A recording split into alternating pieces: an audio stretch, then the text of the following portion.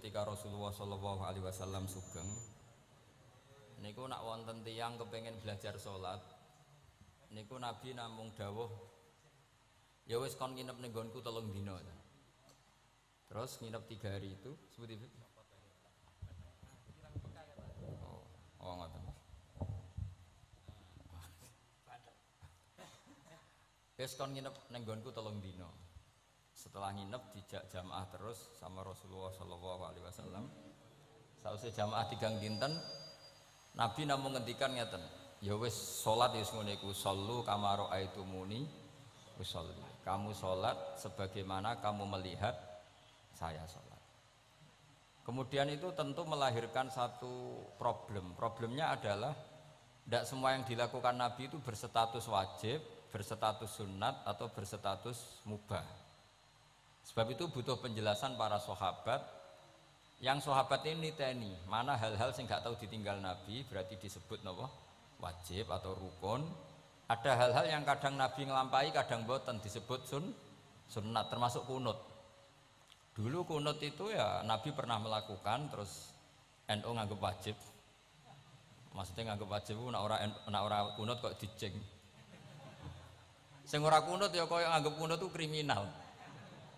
Nah, sesuai itu soal politik identitas. Niku pun boten ulama, niku pun boten niku emosi, niku jenenge emosi.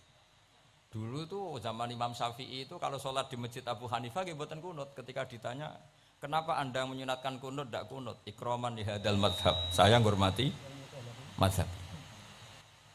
Nah, kira-kira cara Abu Hanifah kok jek sugeng sholat di masjid Imam Syafi'i nggih kunut. Nah itu dulu nggak ada problem karena Nabi konata ahyanan wataroka ahyanan, kadang Nabi nglampahi, kadang Nabi napa boten, sehingga itu tidak ada masalah.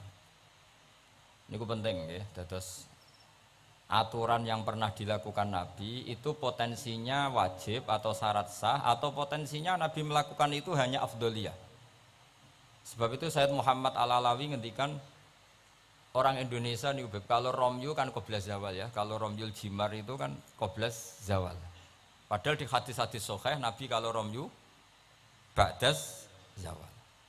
Tapi kita tahu orang sekaliber Sayyid Muhammad mengesahkan romyul jamroh tanggal 11 itu qoblas zawal. Karena memaknai yang dilakukan Rasulullah Shallallahu Alaihi Wasallam itu libayanil afdol, untuk menerangkan status utama, tapi tidak syarat sah. Karena kalau itu syarat sah, seluruh dunia di titik yang sama di jam yang sama, akhirnya pernah terjadi tragedi napa Mina. Oh ngoten nggih, kakean di demo niki. Kula pun krasa nek banyak demo niki. Enaknya jadi pendengar ngoten nggih, karek komplain mawon. Panitiane sing nata mik mulai sore, tapi mau dikomplain. Mulane wong ora barokah niku perkara niku. Ora melok nata, melok napa? Komplain. Wis niku khas Indonesia niku. Sangat Indonesia. Wong orang alim nggih ngoten, ana wong alim bener iku biasa, aduhane wong alim bener. Tapi nek salah dikomplain. Tapi nek kula salah insyaallah ora ngarah fatal, iki baru kayak Habib Ali. Engko pantes-pantesan nak menungso ngoten mawon, insyaallah mboten ngarah fatal. Ngarah sarah blas mbok nyaingi Kanjeng Nabi mboten mungkin. Tapi aja salah sing fatal, iku mari innalillahi wa inna ilaihi rajiun. Kula terangaken nggih. Ini sekaligus ngaji usul fikih. Kalau semua yang dilakukan Nabi itu menjadi syarat sah, maka enggak akan pernah sah romyu qoblas zawal. Tapi sekali Sayyid Muhammad, ulama seluruh dunia itu ya biasa romyu qoblas zawal. Dan mentakwil apa yang dilakukan Nabi itu libayanil afdoliyah, untuk menjelaskan keutamaan. Contoh lagi misalnya, semua ahli tarikh sepakat ketika Nabi tawaf itu tofa rokiban, terus pas tawaf niku naik unta. Kalau yang seperti ini tuh libayanil jawas, untuk menjelaskan kalau tawaf naik itu sah. Dan sampean terus darani syarat saya tawaf kudu naik. Ka'bah kredit. Terus nganggo balapan Vespa, paham ya? Nanti koyok teletabis nih, cek tua. Mereka oleh numpak terus sing cek nom-nom numpak apa? Iku skuter.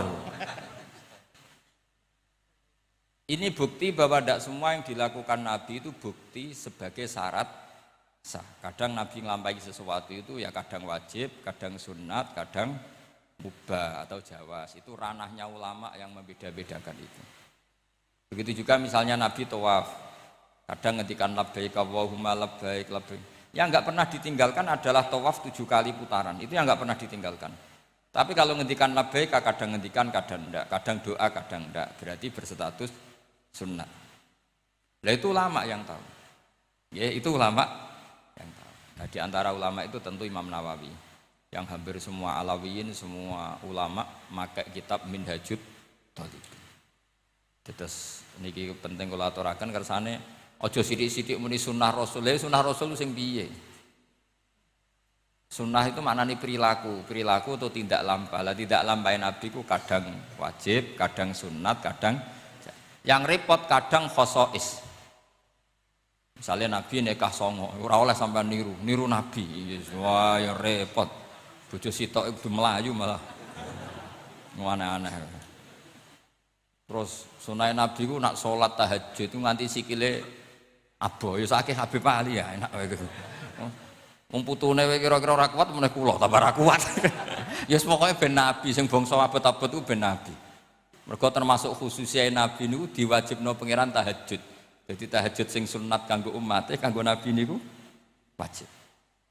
Jadi khususnya ora fasilitas tok, nyuwang samu khususnya fasilitas tok. Kadang khususnya niku sing ora wajib kanggo umate, kanggo Kanjeng Nabi wajib. Termasuk Nabi ini wajib napa? Tahajud. Jadi Nabi ini nak mboten tahajud ngrasa dosa. Nak santrine tenang mawon, mboten ngarah wajib, tak jamin mboten ngarah wajib. Paham ya? Terus nah setelah shollu kama ra'aitumuni usolli ada penjelasan. Misalnya Nabi berdiri, itu hukumnya kayak apa? Ini wajib. Nabi baca Fatihah wajib. Kalau baca suratnya kadang baca, kadang enggak, berarti enggak wajib. Begitu seterusnya, itu cara analisis ulama. Mohon kula terusaken nggih. Atasiu te kang kaping 9 wal asyiru lan kaping 10 wal hadi asyara lan kaping 11 iku at-tasyahhudu iku maca tasyahud. Ini ku kalimat asyhadu alla ilaha illallah wa anna muhammadar rasulullah. Wa qu'uduhu lan lungguh tasyahud. Ya, dados tasyahud, lungguh tasyahud, wassalatu lan maca sholawat ala nabi sallallahu alaihi wasallam. Dados dalam tasyahud akhir itu ada 3 rukun sekaligus. Duduknya sendiri rukun, membaca tasyahud juga napa? Rukun, baca sholawat ala nabi juga rukun. Berarti dalam apa? Duduk itu ada sekaligus 3 rukun. Itu duduknya sendiri, itu juga berstatus rukun, membaca tasyahudnya juga berstatus rukun, baca sholawatnya juga berstatus rukun. Makanya ada ulama itu kadang ulama itu gelem ra gelem ku ya keliru, tapi keliru sing ra iso bener. Pancene gelem ra gelem keliru.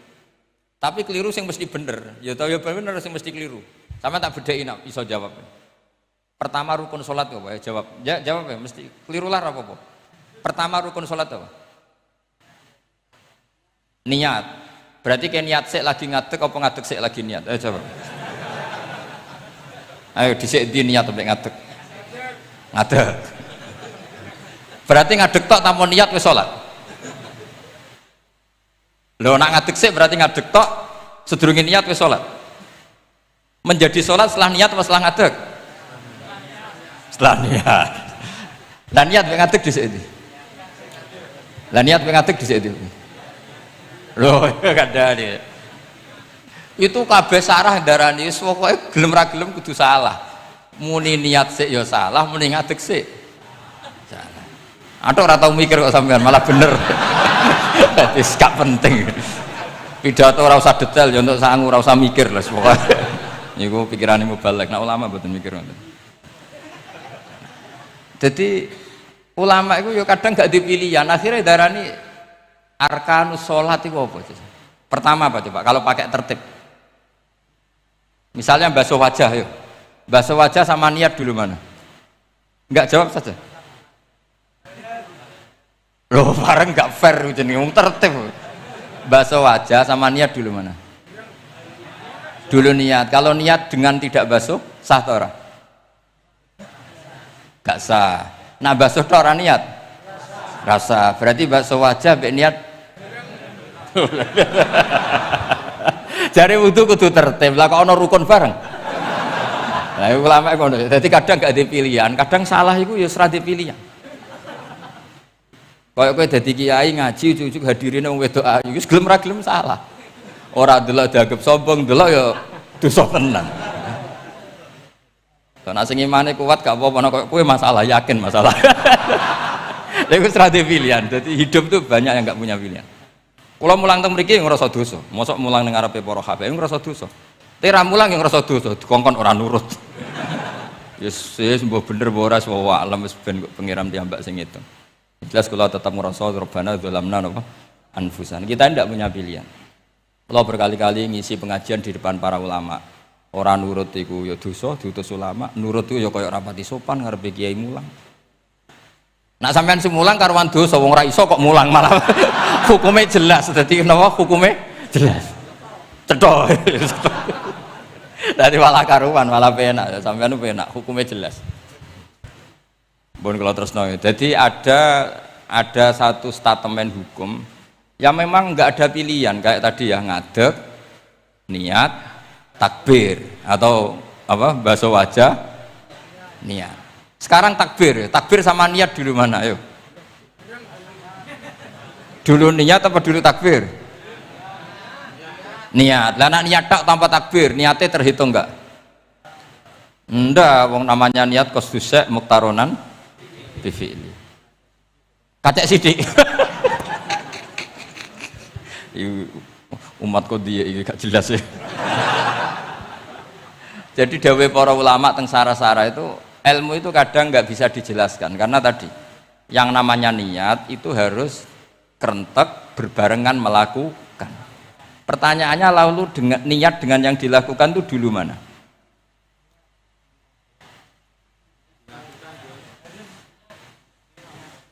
Pokoknya berarti apa ya? Takbir, ngadeg, niat, takbir. Lah nek kowe kepen tertib yo ngene niat tek, usolli fardhu dzuri jek lungguh.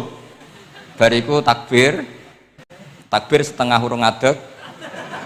Lagi nomor telu ngadeg. Takoki gurumu, "Lho kok lagi ngadeg? Kan nomor telu, Pak." Jadi memang nggak ada pilihan. Jadi dalam hidup tuh kadang nggak ada pilihan. Makanya gue usah sok suci, hidup itu gak ada pilihan. Misalnya kalau saya ditanya, bina wong fasik itu penting gak? Penting. Tapi kancanan wong fasik itu haram, mari katut. Kowe kancanan wong fasik itu haram, mari katut fasik. Ti ngembarno wong fasik umat Rasulullah ya haram, umat Nabi kok mbarno. Kancanan yo haram, ngembarno haram. Lah terus piye, Gus? Ya ora piye-piye. Ayo saiki misalnya, kowe ngembarno wong ayu tiba ning dalan, haram to ora? Haram. Terus mbok gendong, haram to. Hidup itu tidak banyak pilihan. Jadi dilema dari si guru-guru dilema. Makanya apa ya seperti itu istafti kolbak takokno atimu. Motive nulung iku nulung apa sahabat? Ya sudah seperti nggak ada pilihan. Motivem kancanan wong fasik iku mergo enak kancanan wong fasik. Delok dangdut pantes apa ya pantes. Apa motifmu didik? Ayo rata-rata ke kancanan fasik motifmu didik apa enak kancanan fasik? Enak. Haram berarti. Ya seperti itu. Memang banyak sesuatu yang apa? Makanya banyak ulama ngendikan banyak perilaku duniawi yang menjadi amal ukhrawi karena niat. Juga sebaliknya banyak perilaku ukhrawi yang akhirnya menjadi duniawi juga karena niat. Makanya niat itu diatur sedemikian rupa.